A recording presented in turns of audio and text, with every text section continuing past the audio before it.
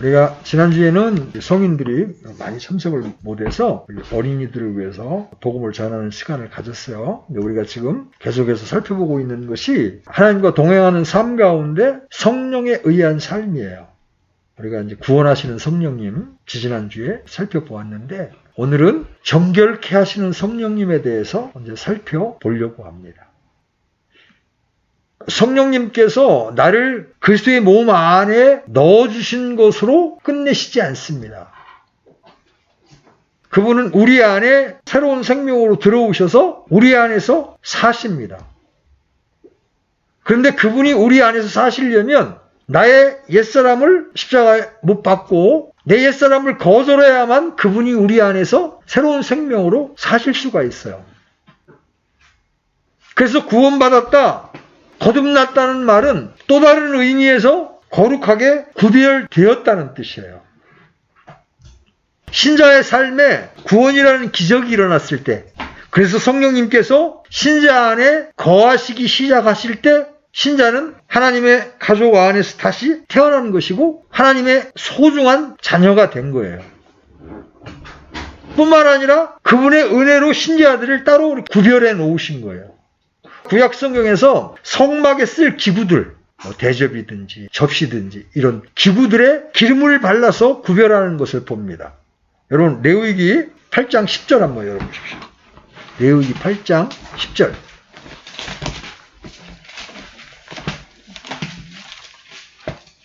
찾았으면 같이 읽어봅니다. 시작. 모세가 기름 부음에 쓸 기름을 취하여 성막과 그 안에 있는 모든 것에 발라 그것들을 거룩히 구별하며. 같은 그릇이지만 기름을 바르면 하나님의 성막의 용도로 구별되는 거예요. 신약의 성도들도 이와 동일하죠? 여러분이 하나님께 속하자마자 하나님은 여러분을 따로 구별하셨고 이것을 거룩하게 구별되었다고 표현하는 거예요. 여러분이 십자가상에서 예수님이 내 죄 때문에 죽으셨다는 것을 내가 믿음으로 받아들일 때 하나님이 우리 안에 성령으로 기름을 바르시는 거예요. 하나님의 용도로 따로 떼어놓는 거예요. 그런데 하나님은 이러한 위치상의 거룩함에 머물지 않고 실제적으로도 거룩하게 구별되기를 원하십니다. 그래서 성경에서 말하는 거룩함은 두 가지 의미를 내포하는 거예요. 하나는 위치상의 거룩함. 내가 하나님의 사람이 되는 순간 나는 이미 위치상 거룩하게 구별된 거야. 하나님이 따로 떼어놓으신 거야. 그런데 하나님은 우리가 거기서 머물지 않고 실제적으로도 실제 삶 속에서도 거룩해지기를 원하십니다. 한국 교회를 보면 주로 구원파라고 불려지는 모임들이 이 위치상의 거룩함을 지나치기만큼 강조합니다. 그래서 실제적인 거룩, 이른바 성화를 말하면 마치 복음을 모르는 사람인 것처럼 이렇게 치부를 해버립니다. 우리가 이미 거룩해졌는데 뭘 또 거룩해주냐 이렇게 이야기하는 거죠. 반면에 또 교파교회는 위치상의 거룩함에 대해서 강조가 좀 약합니다. 우리가 이미 의인이 되었다, 우리가 거룩하게 되었다, 이런 부분을 잘 강조 안 하고 거룩하게 되라는 말에만 초점을 많이 줘가지고 가르치다 보니까 복음이 좀 이렇게 선명하지 않아요. 성경은 양자를 다 가르칩니다.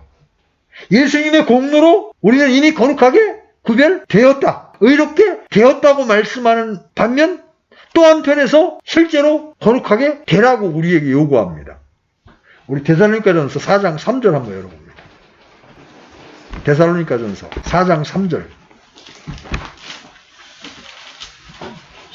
4장 3절. 찾았으면 같이 읽습니다. 시작. 하나님의 뜻은 이것이니 곧 너희가 거룩히 구별되는 것이라. 너희는 음행을 삼가고. 여기 보면 하나님의 뜻은 이것이니 그러면서 너희가 거룩히 구별되는 것이라. 앞에 말씀만 보면 위치상의 거룩을 말하는 것 같은데 바로 이어지는 말씀들이 뭐예요? 너희는 음행을 삼가고. 이 실제적인 거룩함을 지금 요구하고 있잖아요. 하나님이 이렇게 신자들이 정결케 되기를 원하십니다. 성령님이 우리를 사용하시려면 우리가 정결케 되어야 되는 거예요. 그래서 성경적인 용어로 정결하게 하면 거룩하게 만든다, 순수하게 만든다, 성화된다, 이런 뜻을 내포하고 있는 거예요.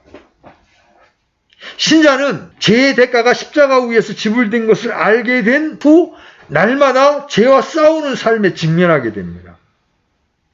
우리가 위치적으로 의롭게 되었다고 인정된 직후에 그 싸움은 시작이 되는 거예요. 문제는 구원받은 이후에 이러한 영적 전쟁에 대해서 교회가 잘 가르치지 않다 보니까 몇 년을 허송세월을 하게 됩니다. 나중에 이제 성경을 정신 차리고 읽다 보니까 이게 아니었구나. 이렇게 사는 것이 아니었구나 깨닫게 될 때까지 상당한 시간이 이제 흐르는 거예요. 잘 아시다시피 우리의 모든 죄들이 다 용서되자마자 우리는 그 영적 전쟁에 들어가게 됩니다. 이 싸움터에서 거룩한 삶을 살라고 하나님께서는 말씀하고 계신 거예요. 우리가 중도에 포기하지 않고 거룩하게 살기를 하나님은 바라고 계시다. 구원받은 이후의 신자는 더 이상 예전의 사람이 아니에요. 과거에는 누구에게 속한 사람이었어요? 마귀에게 속한 사람이었어요. 죄의 종로로 타는 자였어요. 그런데 구원을 딱 받는 순간 그 사람은 이제 하나님께, 거룩하신 하나님께 속한 사람이고 이제 죄에서 해방된 사람이기 때문에 거룩하게 살아야 될 권리와 책임을 갖고 있는 사람이다. 하늘에 계신 아버지께서는 신자들이 예전처럼 살아가기를 원치 않으십니다. 감사하게도 그분은 신자들을 떠나서 홀로 내버려 두지 아니하시고 신자들과 함께 하십니다. 내가 너희와 함께하리라. 그래서 우리 안에 들으셔서 우리의 생명으로 사신다는 말이죠. 그래서 신자가 거룩하고 정결하게 살아가는 삶이 가능한 거예요. 성령님께서 우리 안에 함께 계시면서 매일매일 끊임없이 거룩해지는 과정을 가능하게 하시기 때문이에요. 다른 말로 하면 성령님은 우리가 구원을 받는 순간에 더 이상 할 일을 멈추신 게 아니라 끊임없이 매일매일 매 순간 우리를 그리스도의 형상으로 변화시키는 일을 하고 계신다. 우리는 나 자신을 변화시키기 위해 그동안 많은 노력을 해보았을 겁니다. 개선점을 잔뜩 적으면서 시작한 새해 첫 주에 실패를 했던 경험도 많을 거예요. 깊은 영적인 계획들을 세워봅니다. 이를테면 화를 줄인다든가 성격을 고친다든가 개인적인 습관을 다스려보겠다는 것들을 이렇게 계획을 세워보지만 솔직히 우리가 우리를 변화시키려고 하는 노력들은 거의 불가능하지 않습니까? 좌절과 절망을 느끼고 우리의 모든 노력이 수포로 돌아가는 것을 목도합니다. 많은 이들이 보여주고 있듯이 그리스도인으로 살지만 그리스도를 믿지 않는 사람들과 다른 점이 별로 없다는 거예요. 많은 신자들이 본인 혼자 열심히 노력하는 함정에 빠집니다. 그리스도 안에서 믿음으로 시작하지만 변화의 삶을 위해서는 스스로 무엇인가를 이루어야 한다고 착각을 합니다. 그리고 혼자만의 노력과 힘으로 그리스도인의 삶을 살려고 애를 써봅니다. 이것이 바로 실패로 가는 지름길이에요. 바울은 갈라디아서에서 막 새롭게 그리스도인이 된 사람들에게 이렇게 도전적인 질문을 합니다. 여러분 갈라디아서 3장 3절 한번 열어보십시오. 갈라디아서 3장 3절.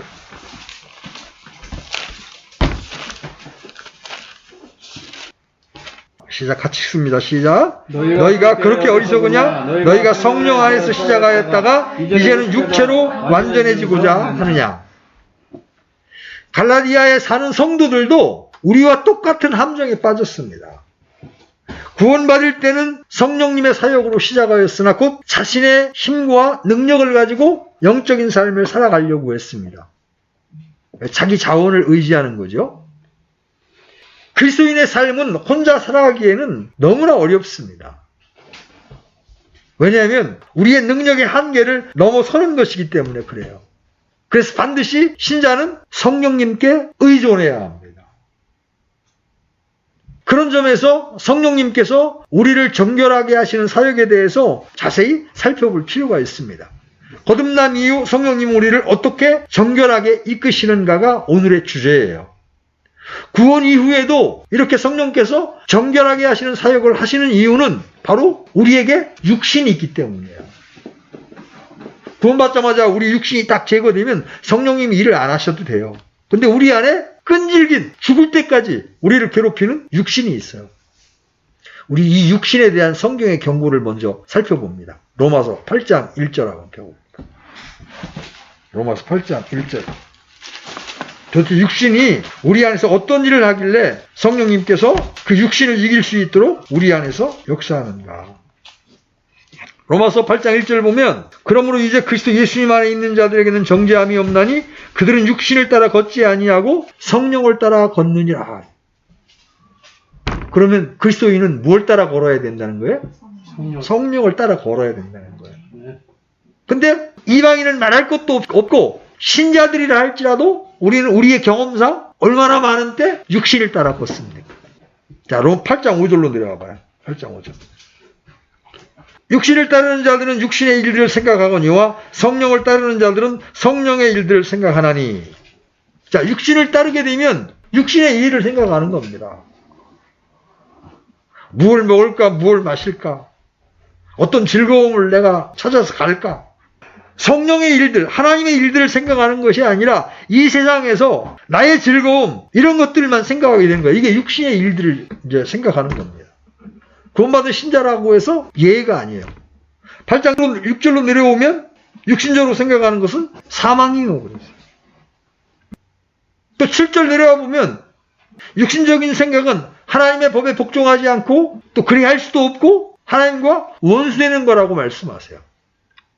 또 8절에 내려오면 육신 안에 있는 자들은 하나님을 기쁘시게 할 수 없어요. 그렇죠? 로마서 8장 13절로 내려와 보면 육신을 따라 살면 죽는다고 말씀합니다. 자, 이제 갈라디아서도 가봅니다. 갈라디아서 5장 17절.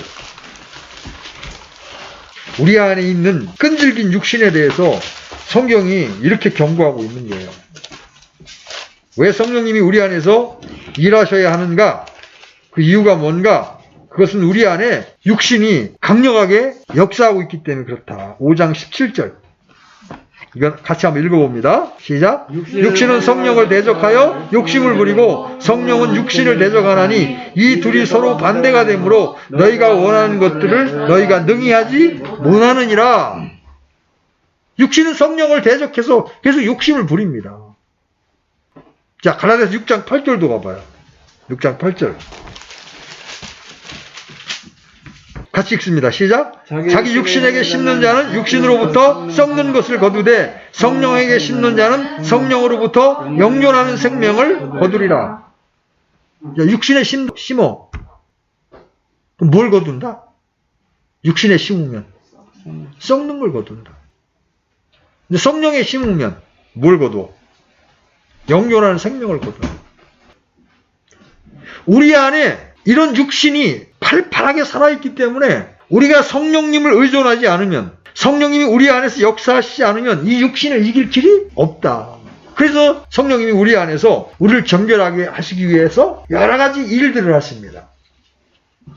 성령님이 우리 안에서 이 육신을 이기기 위해서 하시는 일이 뭐냐면 첫 번째가 살피시는 성령님.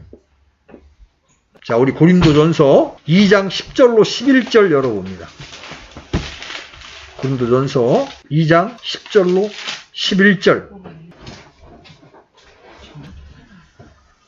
자, 찾았으면 같이 읽습니다. 시작. 그러나 하나님께서 자신의 영으로 우리에게 그것들을 계시하셨으니 성령께서는 참으로 모든 것 즉 하나님의 깊은 것들을 살피시느니라. 사람의 것들은 사람의 속에 있는 사람의 영 외에 어느 누가 알리오. 이와 같이 하나님의 것들도 하나님의 영 외에는 아무도 알지 못하느니라. 보세요. 여기서 성령님은 하나님의 깊은 것들을 살피십니다.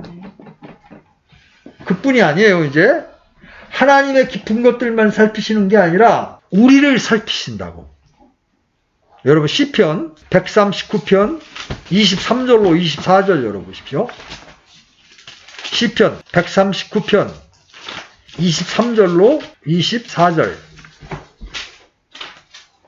자, 같이 읽습니다. 시작. 오 하나님이여 나를 살피사 내 마음을 아시고 나를 시험하사 내 생각들을 아시옵소서. 또 내 안에 어떤 사악한 길이 있는지 보시고 나를 영존한 길로 인도하소서.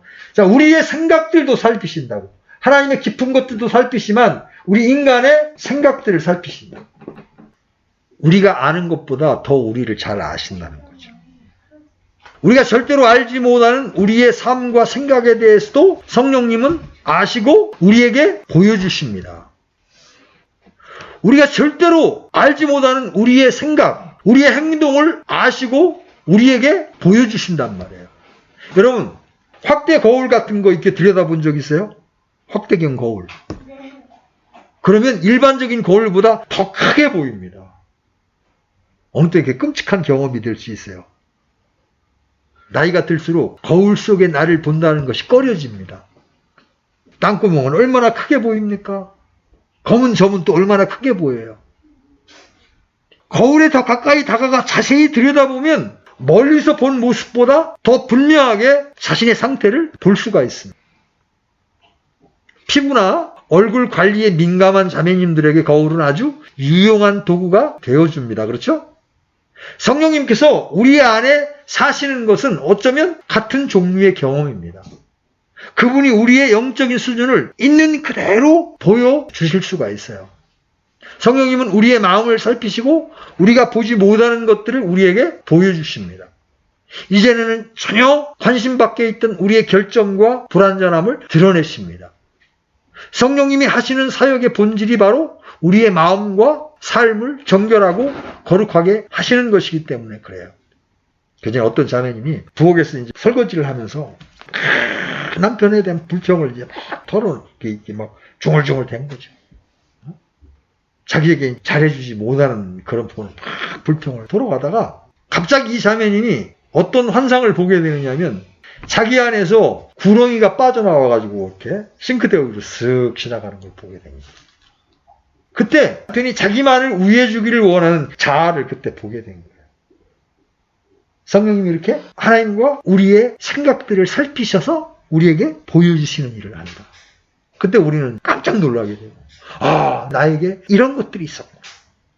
어떤 형제님이 이제 공장에서 이제 퇴근할 때 이렇게 조그만 하천이 있는, 대깔이 있는 데를 지나오는데 늘 그 공장지대이기 때문에 늘 이렇게 오염된 물이 흐르는 걸 이렇게 봤다는 거죠. 참 지저분하다. 이런 생각을 하다가 어느 순간, 아, 내 마음이 저렇게 추하고 오염되어 있구나. 성령님이 그렇게 우리 마음을 살피셔서 드러내 보여주시는 일을 하시는 거예요. 자, 두 번째, 이렇게 살피시기만 하는 게 아니라 성령님은 책망하시는 성령님이시다. 우리가 구원하시는 성령님에서 보았듯이 성령님의 중요한 사역들 중에 하나는 바로 책망하시는 사역입니다. 책망이라는 말은 죄를 깨닫게 하시는 거예요. 때로는 논박하시고 틀린 사실을 입증하시고 또한 책망도 하십니다. 누군가가 잘못하면 부끄러워해야 하는데 그렇게 하지 못하는 경우가 있습니다. 여러분, 오늘날 이제 이 마지막 시대다 보니까요, 얼굴을 붉히는 일이 없어져요. 여러분, 얼굴을 붉힌다. 어떤 일을 잘못했을 때 그걸 지적당하면 얼굴을 붉힌다는 건 뭐예요? 그 사람 안에 양심이 살아있다는 거잖아요. 그런데 너무 뻔뻔한 시대에 살고 있잖아요. 자기가 잘못해서 법원에서 유죄 선고가 나도 다른 사람한테 부끄러워해야 한다면서 고사사고를 들이미는 그런 시대에 지금 살고 있단 말이죠. 근데 성령님은 신자 안에서 뭔가를 잘못했을 때 그 잘못을 인정하도록 책망하십니다. 그 사람에게 빛을 비추시고 잘못을 드러내십니다. 그리고 그 부분을 찾아서 고쳐주십니다. 우리에게 돌이킴이 필요하다는 사실을 알려주시기 위해서 성령님께서 우리 안에서 책망하시는 거예요. 만일 우리가 성령님께 순종해서 그분을 우리 마음속에서 자유롭게 일하신다면 우리가 잘못할 때마다 그분은 우리 양심을 찌르실 거예요. 그전에 킹제임정에서 사역하는 형제님이 어떤 형제를 판단을 한 거예요. 그 형제가 없는 데서 자기 혼자 교회 예배당에 커튼을 좀 정리해 놓으라고 그런 거를 정말 형편없이 해놓고 가다 보니까 이 형제님이 순간적으로 이렇게 좀 화가 나서 그 형제를 판단하는 생각을 갖게 된 거죠. 근데 그때 성령님이 그 형제를 책망하기 시작하니까 마음에 깊은 어둠이 임해가지고요, 기도도 안 되고 말씀을 봐도 들으지도 않고 결국 그 형제는 판단한 거를 알지도 못하는 그 형제님을 찾아가서 사과를 하고 하나님께 회개한 이후에야 다시 하나님과의 교제를 가질 수 있었다는 간증을 제가 들은 적이 있어요. 저도 개인적으로 예수님을 믿은 순간부터 이러한 분명한 경험이 제 마음속에서 일어났던 것을 아주 또렷이 기억합니다. 제가 죄를 지을 때마다 제 속에서 갑자기 경고방송이 울리는 것 같았습니다. 잘못을 범한다는 것이 구원받기 전에는 제 삶에 커다란 문제가 아니었습니다. 전혀 문제가 되지 않았습니다. 죄에 대해서 그다지 민감하지 않았습니다. 그런데 구원받은 이후에는 제 양심에 호소하고 제 마음속을 휘젓는 것이 있었습니다. 그것이 바로 성령님의 부담이었습니다. 그 부담이 저로 하여금 죄를 조금씩 멀리하게 만들었습니다. 여러분, 책망받는 것은 특권입니다. 어린 지체들 보면 부모나 교회에서 책망하면 아주 듣기 싫어합니다. 그죠? 여러분 봐요. 책망받는 건 특권입니다. 그것은 하나님께서 신자 안에서 일하신다는 뜻이기 때문에 그래요. 여러분, 남을 책망합니까? 전혀 상관없는 사람을 책망해요? 안 해요. 사랑하기 때문에 책망하는 거예요. 성령님이 경고하시기 때문에 신자를 결국 망가뜨릴 그 길에서 멀어지게 할 수 있는 겁니다. 이것은 하나님의 경부체제이자 구원 이후 삶에서 역사하는 보호체계인 거예요. 우리는 신자로서 살다가 생을 마감하기까지 성령님께서 주시는 그 음성에 어떻게 반응할지 매일 결정하면서 살아야 합니다. 여러분, 결정을 피할 수는 없어요. 성령님이 주시는 책망을 받아들이든지 거절하든지 순종하든지 침묵하든지 해야 합니다. 많은 사람들이 성령님께서 주시는 책망을 거절하면서 그들의 마음을 딱딱하게 만듭니다. 결국은 영적인 민감함이 사라지고 둔감해집니다. 성경은 이런 딱딱한 마음을 가진 사람들을 자기 양심을 뜨거운 인두로 지진 자라고 말합니다. 여러분, 이 화상을 입잖아요. 화상을 입은 데에는 감각이 없어요. 바늘로 찔러도 아프지가 않아요. 성령님이 여러분 마음속에서 계속 그건 아니다, 그렇게 하지 마라, 이렇게 계속 책망을 하는데 그 음성을 계속 거절하면 어떻게 돼? 여러분의 양심이 인두로 지져진 것처럼 둔감해져서 그 다음부터는 성령님이 시그널을 보내도 전혀 감지를 못해요. 경부체제가 망가지는 거예요. 여러분, 성령님이 주시는 책망에 늘 올바르게 반응하면서 성령님께서 계속해서 우리 안에서 일하시도록 그분께 여러분의 마음을 내어드려야 합니다. 그렇게 동행하게 되면 언제나 변화를 경험하게 됩니다. 반대로 우리가 거부하거나 거절한다면 그분의 음성을 들을 수 없게 됩니다. 여러분, 그 길로 가서는 절대 안 되는 거예요. 성령님께서 우리 마음속에 주시는 책망을 기뻐하고 귀하게 여기는 일을 방해하는 그 어떤 길로도 가서는 안 된다는 거예요. 성령님이 이렇게 우리를 책망하시면서 우리를 거룩한 길로 인도하신다. 세 번째, 가르치시는 성령님. 예수님께서 십자가에 달리시기 전에 요한복음 14장에서 예수님은 제자들에게 부활과 승천에 대해서 가르치십니다. 이제 물리적으로 그들과 함께하지 못하지만 제자들이 계속 그들의 길을 가도록 준비시키십니다. 그런데 제자들은 이것을 이해하기가 너무나 힘들었던 거예요. 요한복음 14장 전체를 통해서 예수님은 지상을 떠나 하늘로 올라가시게 되면 하나님께서 위로자 성령님을 제자들에게 보내시고 성령님께서는 그들과 함께 하실 것이라고 말씀하십니다. 예수님 그들과 함께 지상에 계속 머물러 있는 것이 제자들에게 좋겠지만 사실 제자들에게 더 나은 것에 대해서 말씀하십니다. 예수님께서 승천하셔야만 성령님께서 그들에게 오실 수 있다고 가르치신 거예요. 그렇게 되었을 때 제자들에게는 더 좋은 상황이 된다는 거죠. 여러분, 요한복음 14장 26절 펴보십시오. 요한복음 14장 26절. 자, 찾으셨으면 같이 읽습니다. 시작. 위로자 곧 아버지께서 내 이름으로 보내실 성령님, 그분께서 너희에게 모든 것을 가르치시고 내가 너희에게 무엇을 말하였든지 너희가 모든 것을 기억하게 하시리라. 자, 요한복음 16장 13절도 가보십시오. 16장 13절. 자, 같이 읽습니다. 시작. 그러나 그분 곧 진리의 영께서 오시면 너희를 모든 진리 가운데로 인도하시리니 그분은 스스로 말씀하시지 아니하시고 무엇이든지 자기가 들은 것만을 말씀하시며 앞으로 일어날 일들을 너희에게 보이시리라. 예수님이 이 말씀을 하신 후 오랜 세월이 지난 다음에 사도 요한이 이와 같은 진리를 요한일서 2장에서 이렇게 기록했습니다. 그러나 너희가 그분에게서 받은 기름 부음이 너희 마음속에 거함으로 아무도 너희를 가르칠 필요가 없고 바로 그 기름 부음이 너희에게 모든 것을 가르치며 또 그것이 진리요 거짓이 아닌즉 그것이 너희를 가르친 대로 너희는 그분 안에 거할지니라. 그래서 성령님은 가르치시는 선생님이십니다. 우리가 하나님의 말씀을 이해하도록 도우시는 것이 그분의 책임이에요. 우리는 하나님의 말씀을 가지고 어떻게 적용해야 할지 정확하게 알 수 없고 완벽하게 알 수 없지만 성령님은 정확하게 아십니다. 때로 설교를 통하여 때로 교제 가운데 필요한 것들을 말씀하십니다. 이제 신앙을 막 시작한 그런 사람들에게는 이러한 성령님의 정확하심이 그들에게는 때때로 괴로움이 될 수도 있어요. 마치 설교자가 자기의 비밀스러운 것을 아는 것처럼 표적 설교를 하는 것처럼 자기를 지적할 때가 많거든요. 그래서 불안해지는 거예요. 성령님은 아주 정확하게 그런 일을 하십니다. 전달하는 설교와 성경 구절을 가지고 모든 사람들의 마음을 살피시고 가르치십니다. 그것이 그분의 사역이에요. 그분은 가르치는 분이십니다. 그래서 여러분이 날마다 성경을 읽어야 하는 이유가 바로 그거예요. 왜 우리가 성경을 읽어야 돼요? 우리가 성경을 가난한 마음으로 읽을 때 성령님이 가르치신다고. 내가 어떻게 살아야 되는지, 어떻게 삶을 바꿔야 되는지 가르치신단 말이에요. 또 좋은 메시지에 귀를 기울이셔야 합니다. 왜냐하면 성령님이 그 메시지를 드릴 때 우리를 가르치시기 때문에. 또 좋은 찬송을 부르거나 들으십시오. 그리고 그리스도인 친구들과 아름다운 교제를 나누십시오.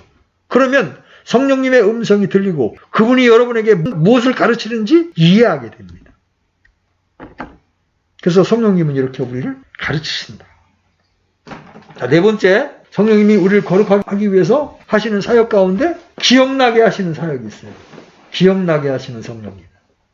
아까 우리가 요한복음 14장 26절 읽었었죠? 의로자 곧 아버지께서 내 이름으로 보내실 성령님 그분께서 너희에게 모든 것을 가르치시고, 이게 가르치는 걸로 끝나지 않고 내가 너희에게 무엇을 말하였든지 너희가 모든 것을 기억하게 하시리라. 기억하게 하시리라. 성령님은 신자를 위하여 하늘의 진리를 기억하게 하시는 분이에요. 성령님은 우리가 올바른 일을 하기 위해 필요한 순간에 진리가 생각나도록 일깨워 주시는 분이에요. 여러분 복음을 전해보면 전혀 생각하지 않았던 말씀이 떠오를 때가 있어요. 성경의 원리들을 현재의 상황에 언제나 적용하도록 날마다 삶의 세밀한 부분까지 인도하시는 것이 그분의 사명입니다. 심각한 결정의 상황에 직면했을 때 적용할 원리를 생각나게 하십니다. 지혜와 통찰력이 필요할 때 그분께서 성경적인 진리들을 주셔서 우리의 걸음을 인도해 주신다는 거죠. 우리는 그래서 성령님께서 주시는 매 순간의 자극에 순종해야 합니다. 이거 말은 쉽지만 이 실천이 이렇게 쉬운 게 아니에요. 매일의 삶에서 성령 하나님은 아주 사소한 것이라도 올바른 것이라면 우리에게 알려주시기를 열망하십니다. 그러한 것 중에는 배우자를 사랑한다거나 아이들을 키우는 것, 동료와 예수님에 대해서 나누는 것, 또 이웃을 돕는 것이 포함될 수 있습니다. 어려운 그리스도인을 돌보는 것일 수도 있습니다. 성령님은 모든 상황에서 여러분이 진리를 적용하며 살도록 모든 수단을 찾으십니다. 삶의 모든 결정의 순간에 여러분이 하나님을 영화롭게 할 수 있는 방법들을 찾고 계신다는 거예요. 그래서 여러분이 성령님께 민감한 훈련을 해나가야 합니다. 그러면 아주 작은 일 하나에도 성령님의 간섭을 여러분들이 받으실 수 있어요. 그 거룩하신 영이 우리를 간섭하게 되면요, 쌍욕을 막 내뱉고도 여러분 안에 성령님이 그게 잘못됐다는 걸 기억나게 하시지 않으면요, 여러분이 고장난 거예요. 여러분의 신호체계가 고장난 거예요. 형제간에 싸우고도 불편한 마음이 여러분 안에 들지 않는다 그러면 여러분 안에 성령님이 안 계시든지 여러분의 경부체제가 고장난 거예요. 왜? 성령님은 그게 잘못됐다는 걸 바로 기억나게 하시거든. 말씀을 딱 들었던 말씀을 기억나게 하시거든. 자, 다섯 번째, 어떤 일을 통해서 성령님이 우리를 거룩하게 하시는가? 깨우치시는 성령님. 이제 기억나게 하는 거, 가르치게 하는 것과 유사한 성격을 가질 수 있지만, 우리가 살아가다 보면요, 모든 상황에서 이 사각지대가 있는 것을 우리가 볼 수 있어요. 그 말은 뭐예요? 우리가 볼 수 없는 부분이 우리 삶에 존재한다는 거죠.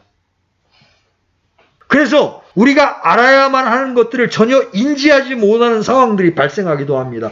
교통사고가 이제 그래서 많이 이제 일어나게 되죠.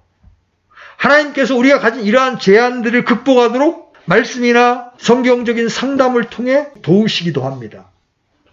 하나님께서 하신 일 가운데 우리를 깨우치시는 영역이 있어요.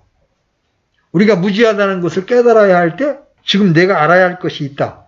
이렇게 하면서 알려주십니다.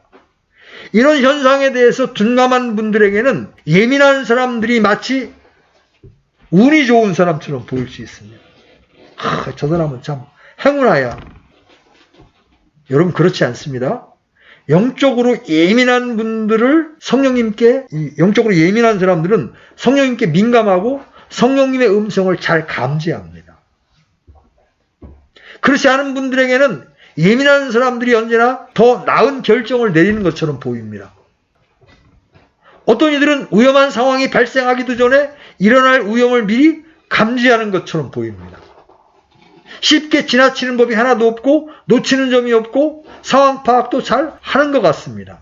그러나 실제로 성령님은 그런 행운의 상징이거나 신비스러운 힘이 아니에요.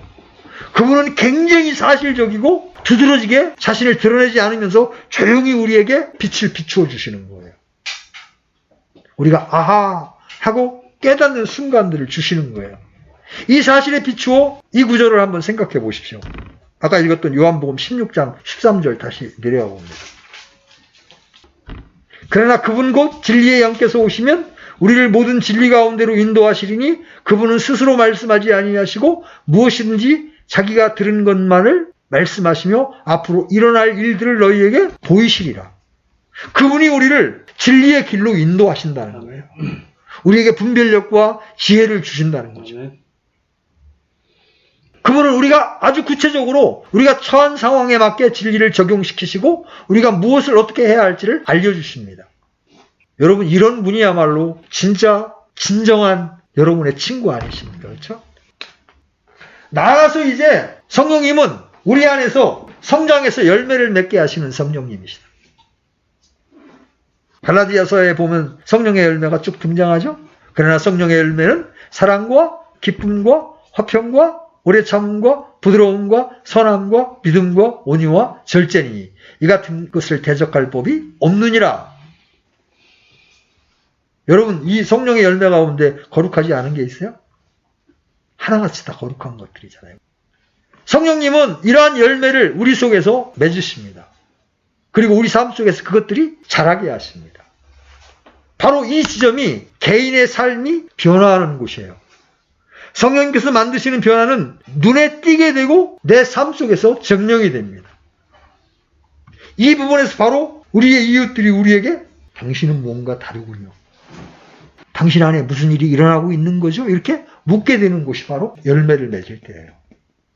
성령님께서는 좋은 성품들을 여러분 속에 만드시고 그 성품들을 삶으로 드러내고 결국 다른 이에게 보여주는 것을 열망하고 계신다. 그것은 여러분이 맺고 있는 사회적인 관계 속에서 그리고 매일 걷는 그 걸음들 속에서 드러나야 되는 거예요. 이 일을 성령님이 우리 안에서 행하고 계신다. 자, 종합합니다. 마지막으로 이 모든 것들은 한마디로 어떻게 요약될 수 있어? 거룩함을 만들어내시는 성령님이시다.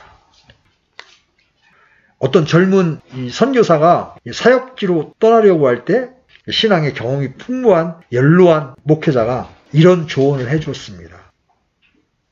가장 위대한 측정의 도구는 순결함과 완전함이 되어야 합니다. 그것이 성공을 가져올 수 있습니다. 하나님께서 복으로 주시는 재능들이 아니라 그리스도이신 예수님을 얼마나 닮아가느냐입니다. 거룩한 사역자야말로 하나님의 손에 잡힌 무시무시한 무기입니다. 이 거룩함은 많은 그리스도인들이 애매하지만 가장 중요한 삶의 부분입니다. 오늘날은 이 거룩함이 별로 중요한 것으로 간주되지 않아요. 뭐가 더 중요해? 능력. 그래서 뭐 부흥 집회나 전도 집회하면 능력의 종, 이래서 능력을 강조하죠.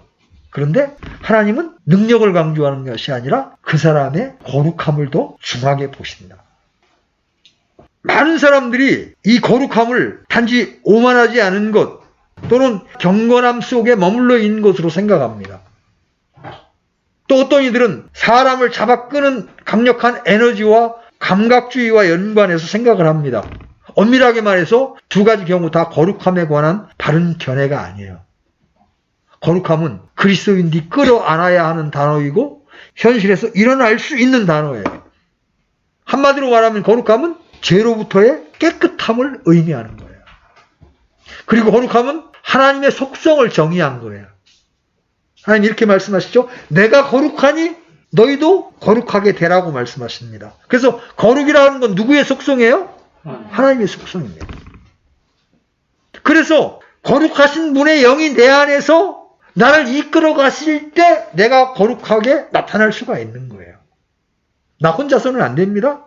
그리고 그분 혼자서도 안 됩니다. 왜? 내가 그분의 인도하심, 그분의 이런 책망하시고 생각나게 하시고 가르치시고 기억나게 하시는 이런 일련의 그분의 사역에 내가 예민하게 반응했을 때 성령님의 능력에 의하여 우리가 거룩하게 나아갈 수 있게 되는 거예요. 하나님께서는 여러분이 단번에 죄로부터 구원받는 것을 원하실 뿐만 아니라 매일의 삶 속에서 죄의 현상들로부터도 깨끗게 되기를 원하십니다. 이것이 바로 성령님의 거룩하게 하시는 사역의 정점이에요. 여러분을 실제적인 죄로부터 날마다 멀어지게 하는 것이죠. 그 결과 우리 안에 있는 죄의 자각이 일어납니다. 그래서 그때부터 죄를 다룰 수 있고 죄를 피해서 살 수 있게 되는 거예요. 여러분 절대로 죄를 안 짓는다는 말이 아닙니다. 죄를 점점 짓지 않게 되고 만약 죄를 짓게 되면 하나님 앞에서 성경적으로 반응하는 거예요. 통회하고 하나님 앞에 자복하는 일들을 하게 되는 거죠. 에베소 5장 8절 9절은 이렇게 말씀하십니다. 너희가 한때는 어둠이었으나 이제는 주 안에서 빛이니 빛의 자녀들로서 걸으라. 성령의 열매는 모든 선함과 의와 진리 안에 있느니라. 바울은 고린도 교회에게 또 이렇게 권면합니다. 도대체 무슨 말이냐? 너희 몸이 너희가 하나님에게서 받은 바 너희 안에 계신 성령님의 전인 줄을 너희가 알지 못하느냐? 너희는 너희의 자신의 것이 아니니 주께서 값을 치르고 너희를 사셨느니라. 그런즉 하나님의 것인 너희의 몸과 너희의 영으로 하나님께 영광을 돌리라. 성령님께서는 항상 우리가 더욱 거룩해져가는 삶의 방식을 강조하십니다.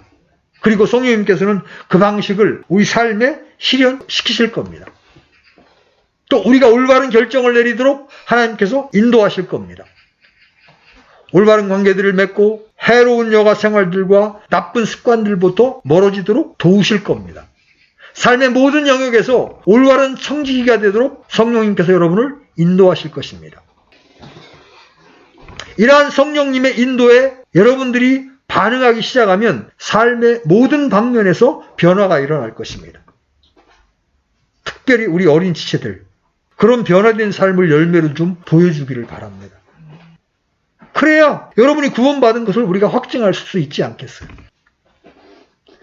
하나님은 우리 안에서 선한 일을 시작하셨어요. 그리고 그분은 그리스도의 날까지 그 일을 이루어 가실 거예요. 문제는 내가 그러한 성령님이 이끄시는 것에 순종할 것입니다. 여러분이 순종할 의향이 없게 되면요, 성령님은 그때부터 침묵하십니다. 내어버려 두시는 거예요. 여러분 징계 가운데 가장 두려운 징계가 뭔지 알아요? 내어버려 두시는 거예요. 아직도 사랑하고 아직도 관심이 있으니까 이거 하지 말라 저거 하지 말라 하면서 책망하고 가르치는 거예요. 근데 나중에 도무지 대책이 없다 그러면 내놓은 자식이 되는 거예요. 네 맘대로 살아라. 이제 네가 뭔 짓을 하든지 신경 안 쓰겠다 그러면 어떻게 되는 거예요? 끝나는 거예요. 그때는. 하나님은 우리 안에서 한 걸음씩 우리를 바꿔나가시기를 원하십니다. 여러분들이 또 성령의 인도를 사모한다고 해서 너무 조급해하지 마십시오. 하루아침에 되는 일이 아닙니다. 그분이 작은 것 하나부터 바꿔나갈 때 여러분들이 응답하시면 세월의 흐름 속에 여러분이 변화되는 거예요. 우리 재우가 이제 우리 모임에 처음 이렇게 연결될 때 엄마 등에 엎여 있을 때였다. 근데 어느 세월이 지나니까 지금 이제 키가 이렇게 크게 자랐죠. 재인이 이제 청년처럼 자랐죠. 하루아침에 크는 게 아니에요. 하나님의 사역은 매일매일 우리 안에서 이루어 가시는 과정이에요. 우리가 살면서 그 과정을 느끼든지 그렇지 않든지 상관없이 하나님은 우리 안에서 그 사역을 계속 하실 거예요. 그런데 성령님께서 우리를 거룩하게 하심에도 불구하고 우리는 그 사역을 애면하도록 계속 유혹을 당할 겁니다. 마귀가 그냥 두지를 않습니다.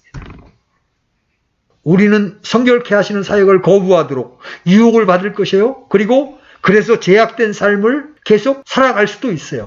구원받은 사실이 분명히 있음에도 불구하고 육신의 삶을 살도록 부추김을 받을 겁니다. 여러분, 그러한 덫에 빠지지 마십시오. 우리는 하나님의 자녀입니다. 우리는 특별하고 우리 안에 선한 역사가 이루어지기를 하나님은 열망하고 계세요. 매 순간에 성령님께서 여러분을 통해 이루시는 사역을 이해하며 여러분이 살아가셔야 합니다. 그리고 매일 여러분은 하나님께 감사하십시오. 우리 인생은 하나님께서 지금도 만들고 계시는 걸작품입니다. 여러분이 하나님의 완성된 걸작품이 되어서 나중에 하나님 앞에 서게 될 때 하나님 여러분을 기뻐하시고 여러분에게 예비한 풍성한 상급으로 여러분에게 갚아 주실 겁니다. 그렇지 않고 여러분이 성령님의 그러한 인도를 거절하고 불순종하게 되면 이 땅에서도 걸작품은 고사하고 형편없는 쓰레기의 인생을 살게 되는 거예요. 여러분 어떤 인생을 선택하시겠습니까?